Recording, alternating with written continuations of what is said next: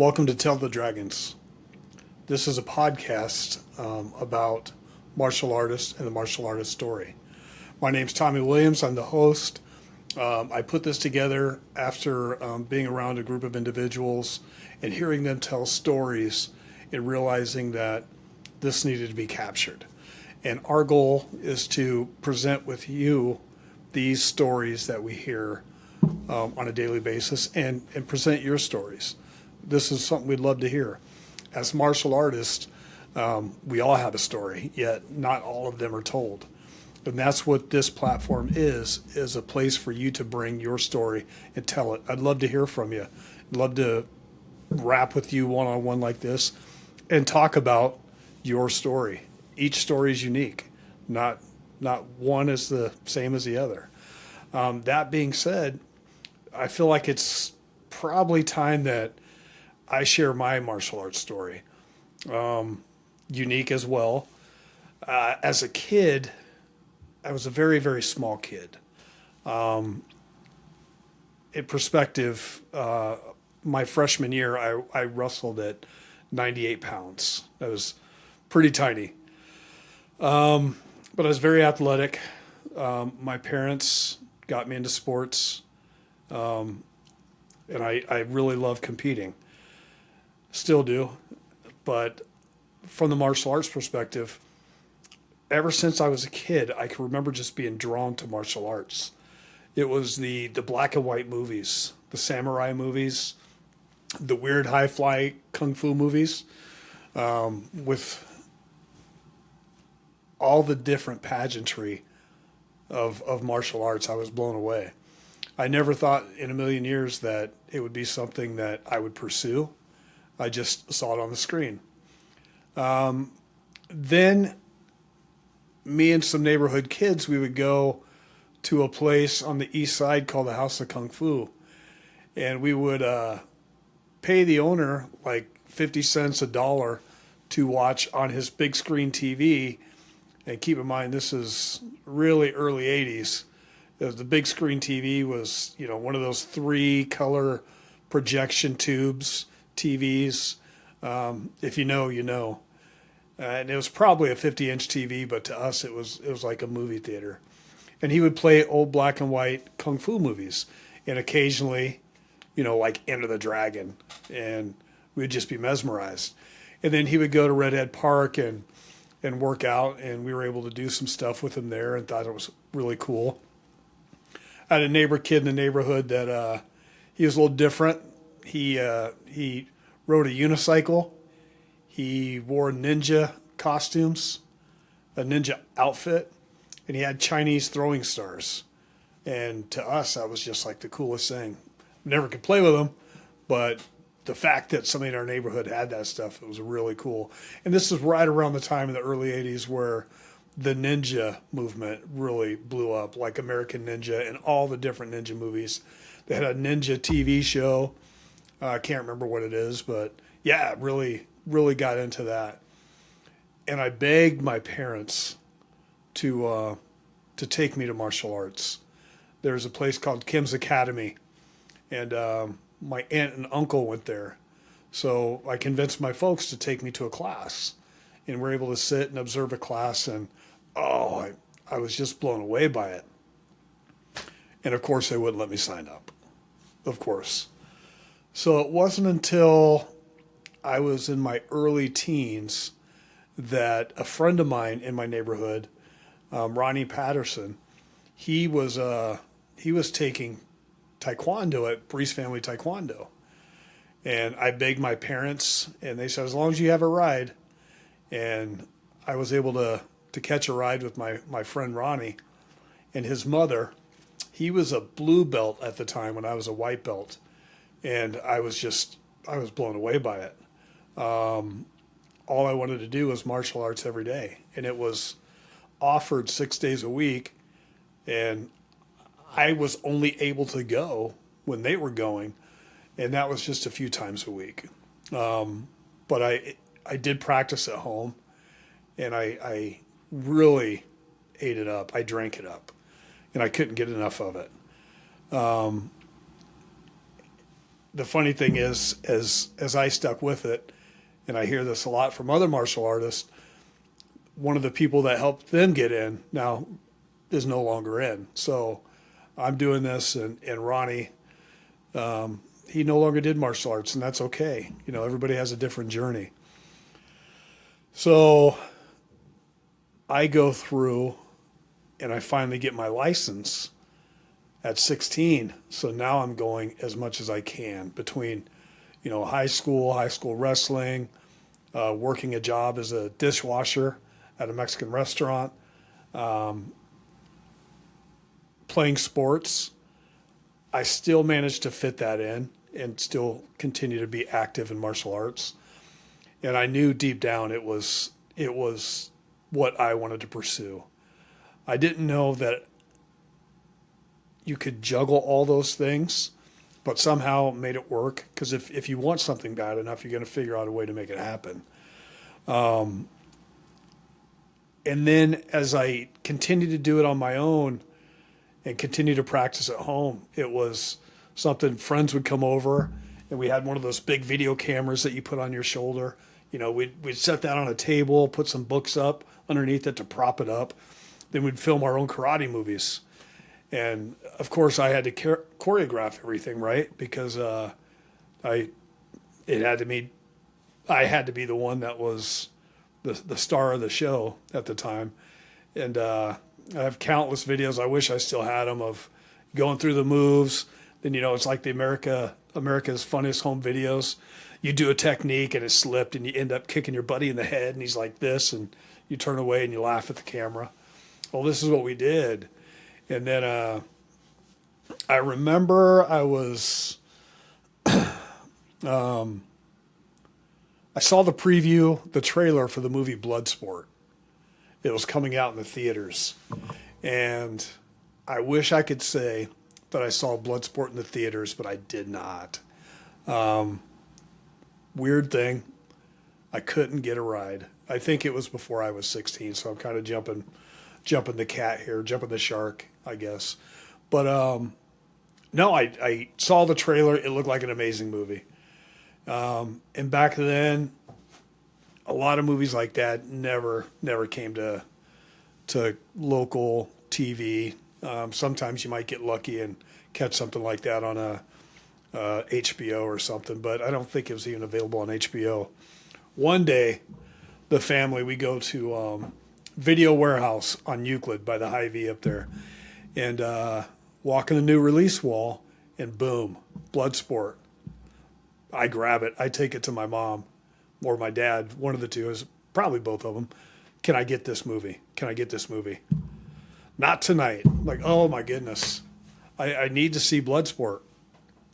And get another movie, whatever it is. Don't remember anything about it. However, we did watch some great movies there. Anyway,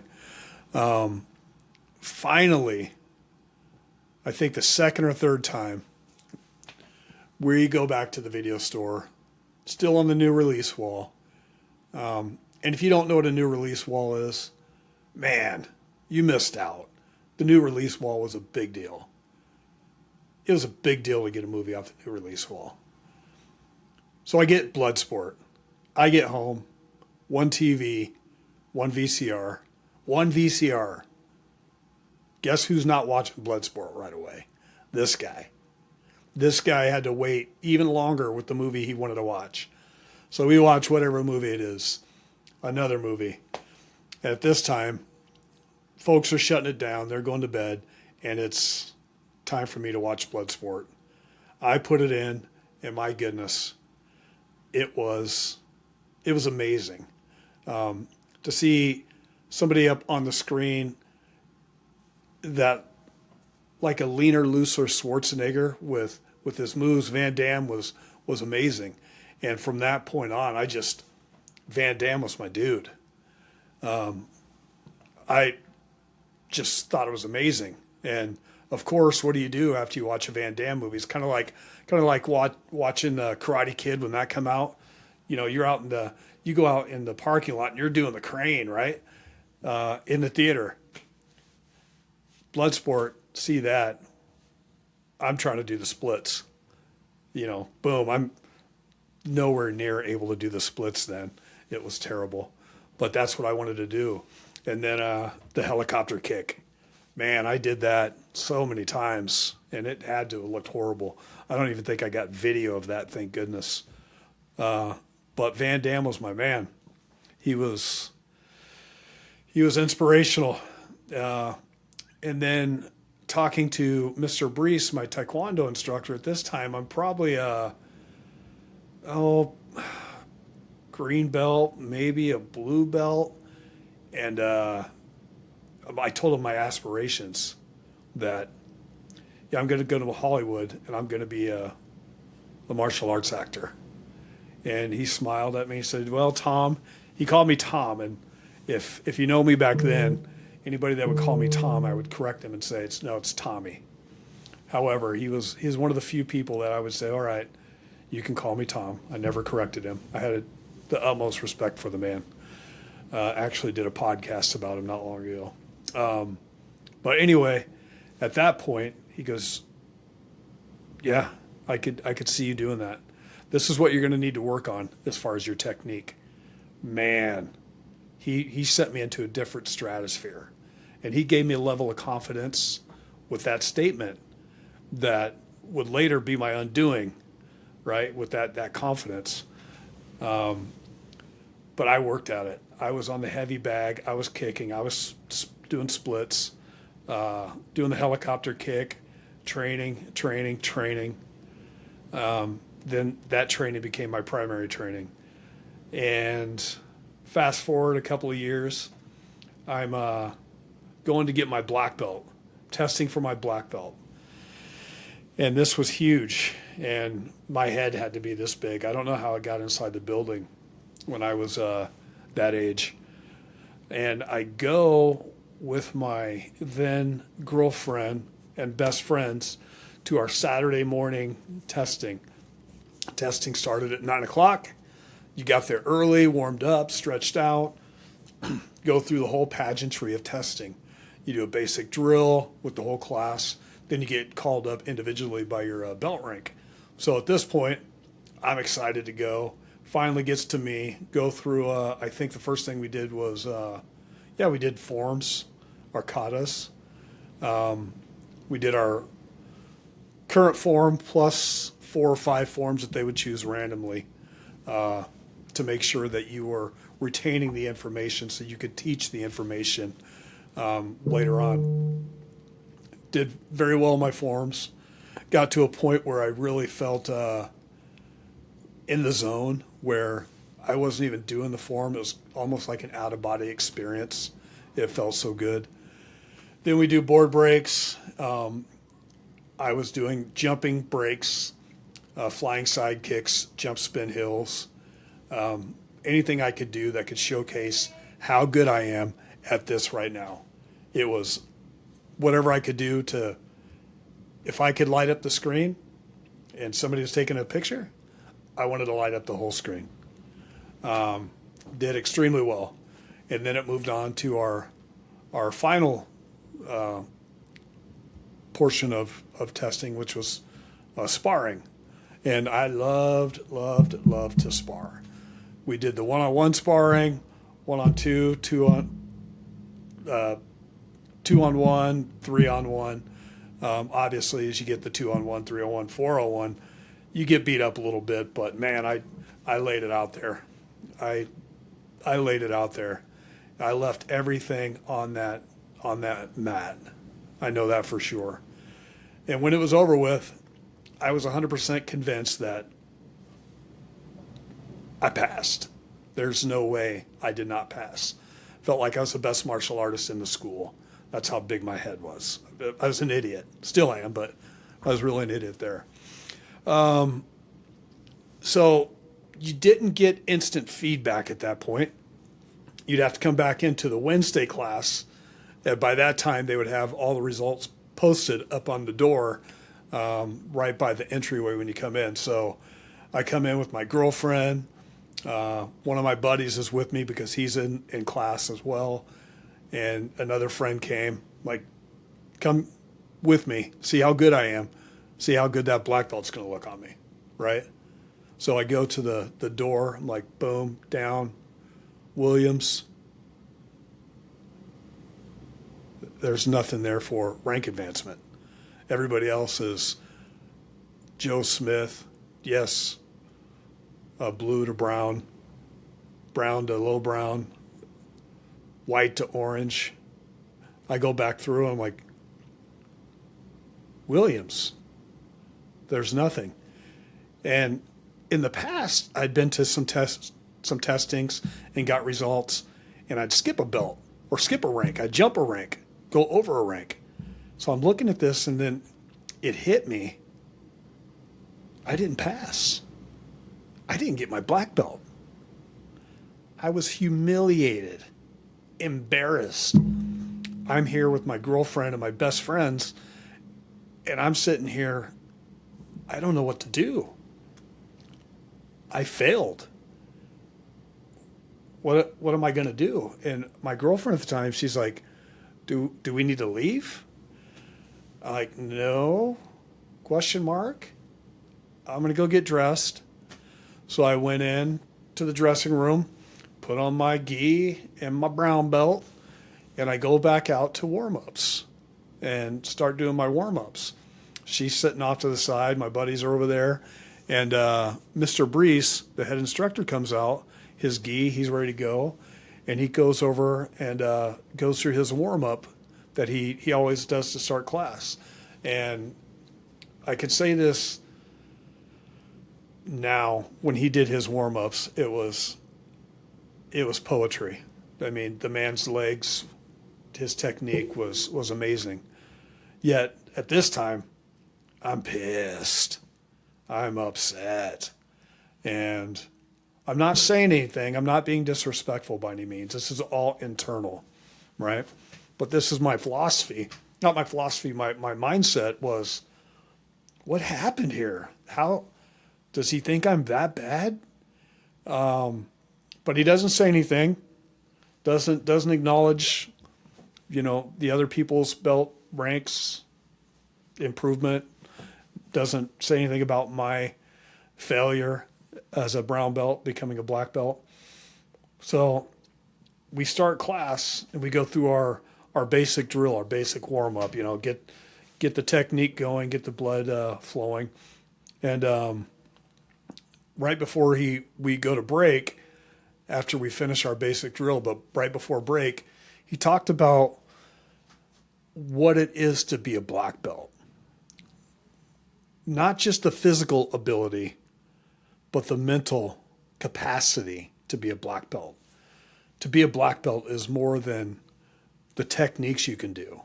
It's a mindset. It's how you present yourself, how you carry yourself. Dude was just cutting through to the core to me. I mean, just shooting right through my heart. There's a room full of people, but it was just me and him. We were eye to eye talking about this. I don't even think he looked at me, but he was staring right at me. He was speaking to my soul. It was right in here. And it changed my life. It taught me humility, taught me how to handle humility. It taught me so much, and I'm so grateful for that. And I'm grateful for the fact that I was able to capture it in that moment and know, okay, yes, there are things that I need to get better at, and there are things that I have to let go. And man, it was amazing to let that go, to not have to be the absolute best, not bragging, boastful, to let that go and just, okay, I get it. And, the next testing time came around, and I continued to do what I've been taught. And I was grateful to have super instructors, the Brees family, Richie Grover, Scott Wingerson, who is really a mentor. Finally got that black belt. And I would be doing myself a disservice if I did not talk about Mr. Wingerson. He was, I don't know, I was a teenager. He was early 20s, and man, he was explosive. He had very fast hands, but even faster feet. And he is one of the guys that told me, Tom, it's not, he also called me Tom, and I let him get away with it. But I mean, physically, he would dominate me all the time. Before class, hey, Mr. Wingerson, will you teach me this form? Hey, Mr. Wingerson, you want to spar? Hey, Tom, it's not okay to ask black belts if they want to spar. Okay, I didn't know that, sir. But yes, let's go spar. So we sparred a lot, and he taught me so much. He would work me out on the heavy bag and technique, and I owe a tremendous amount of gratitude to Mr. Scott Wingerson for what he taught me as well at Brees Family Taekwondo. So when I get my black belt, I continued to do martial arts. You know, I stayed with Brees for a long time. Then you have a family. You got married to my lovely wife, Terrell. 3 kids. You know, got the career now. A mortgage, cars, 3 kids, a wife. And that's when you try to fit martial arts in. And man, it was tough. Working in the beer business, being on a beer truck when I first started off, long days, short nights. It was a lot. I still stuck with Brees. Then the kids get older, and I'm like, all right, I got them playing softball, baseball, football, whatever it can be. Now it's time to do Taekwondo. And man, we tried numerous times. Even got them to go to a tournament with me in Columbia, Missouri. The kids did well. I even competed in the tournament. I did well. But they never wanted to stick with it. And it was me trying to project my wanting to continue my martial arts onto them. And it didn't work. I mean, you can't fit a square peg into a round hole. And I hope at some point the kids deep down want to do martial arts, and I hope they find that. But if they don't, that's okay. Everybody has their own journey, right? And that's what this channel's about, everybody's journey, and it's all different.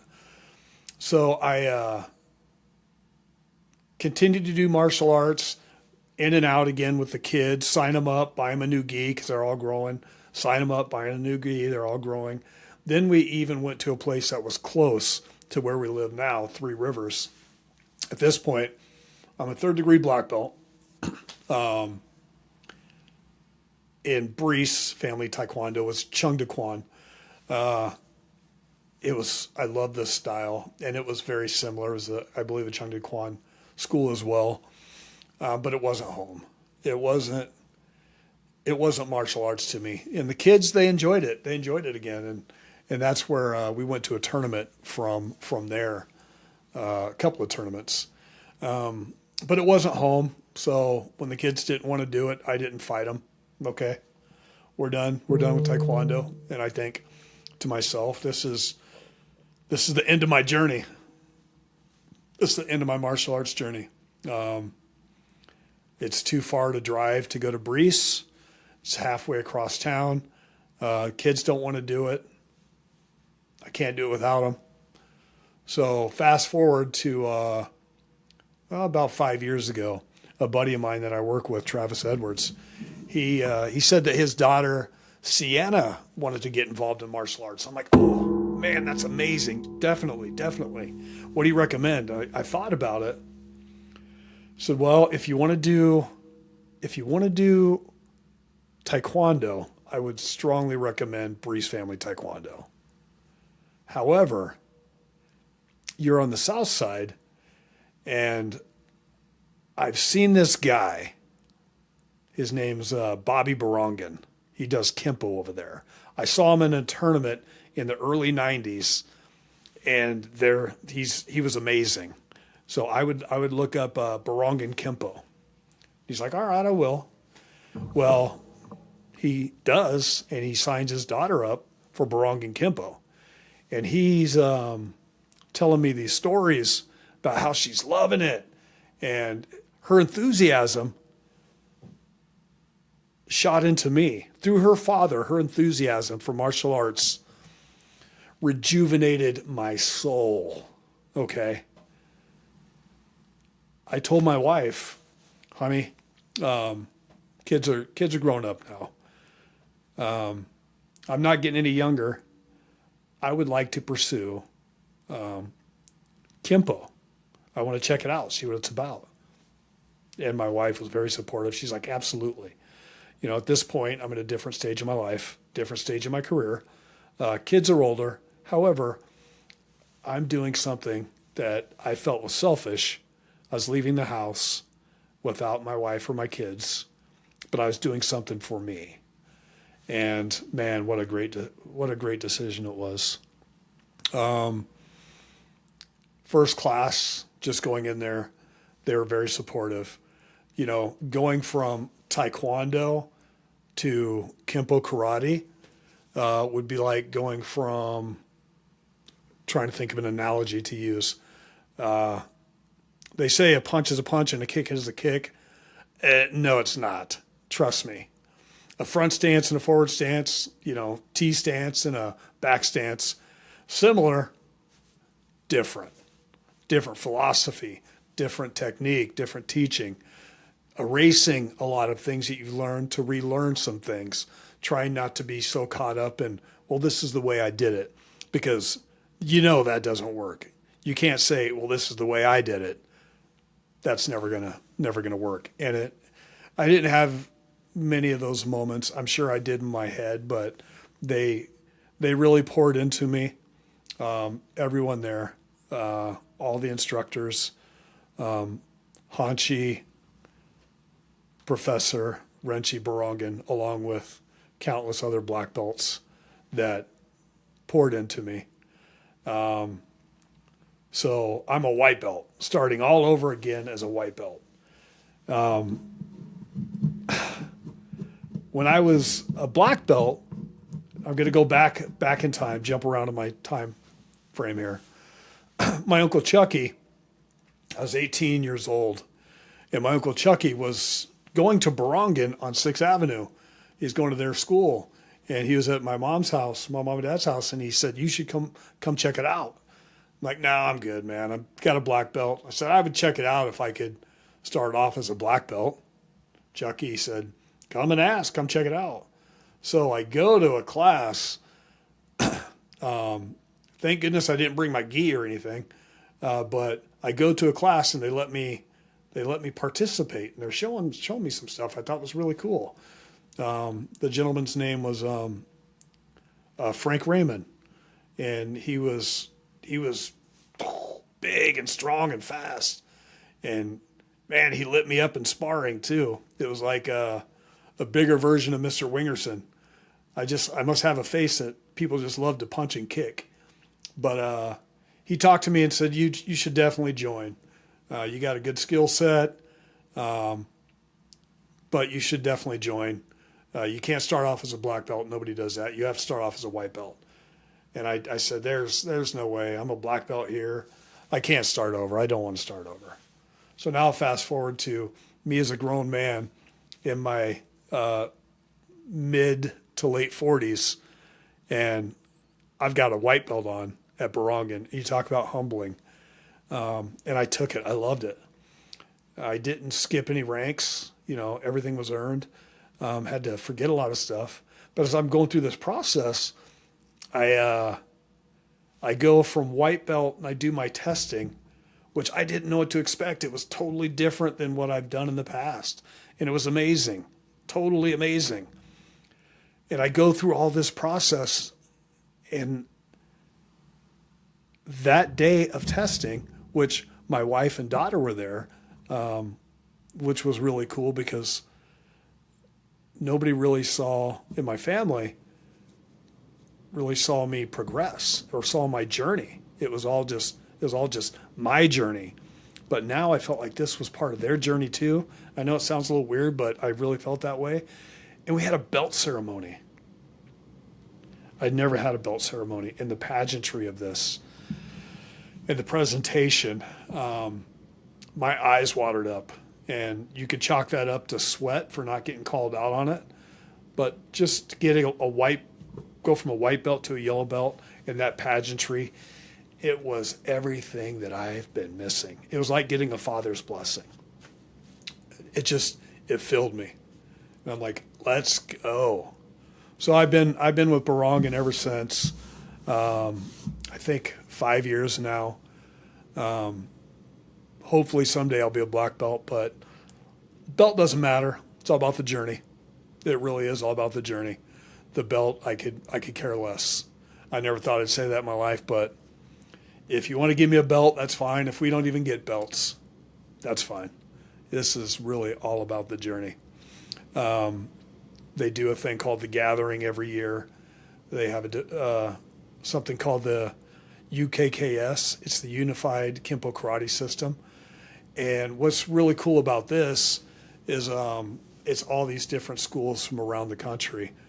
They come together and they have a governing board, which they set standards that once you hit a certain rank, you're not being judged by the school anymore. You're being judged by the governing board. They're the ones that promote you. So your things that you learn, everything has to be presented to them, and they're the ones that sign off on your advancement. And it's just amazing. I never knew anything like this existed. And it really has deepened my love for martial arts even more. And it makes the case for this podcast even more because Mr. Tony Brees, he passed away a few years ago. And with that, with his passing, so did his school. And for his students, I feel so terrible because that's gone. However, with the UKKS, it's a place that you can come as a Ronin, someone that doesn't have a master, and you can continue your journey. They're there to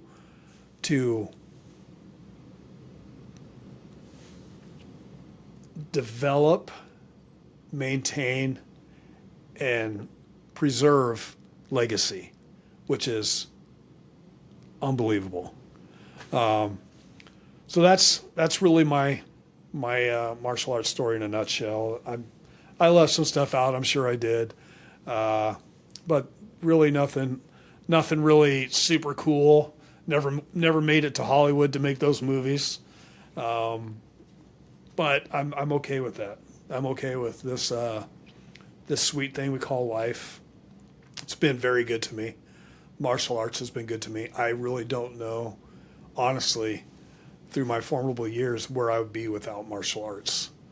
It really instilled some discipline, self-control in me that had I not had it, this very well could have been a different story. And I know it would have been a different story. So to all of those people that have been involved in my martial arts journey, whether it's parents of a kid, an instructor, the waitress at our pizza bar that we go to after class on Wednesday nights, all this stuff means so much to me. And it's all about the journey. So that's my tale of the dragon, if you will. And speaking of which, if you like the show, subscribe to it, like it, share it. It helps the algorithm, whatever. But it's all about telling the story. It's something I like to say at work, less of me, more of you. And with that, I give you a Kempo bow. And I thank you for letting me share your story, share my story. I thank you for letting me share my story. But thank you very much for sticking around. And, hey, check out some of the other videos. Have a good night.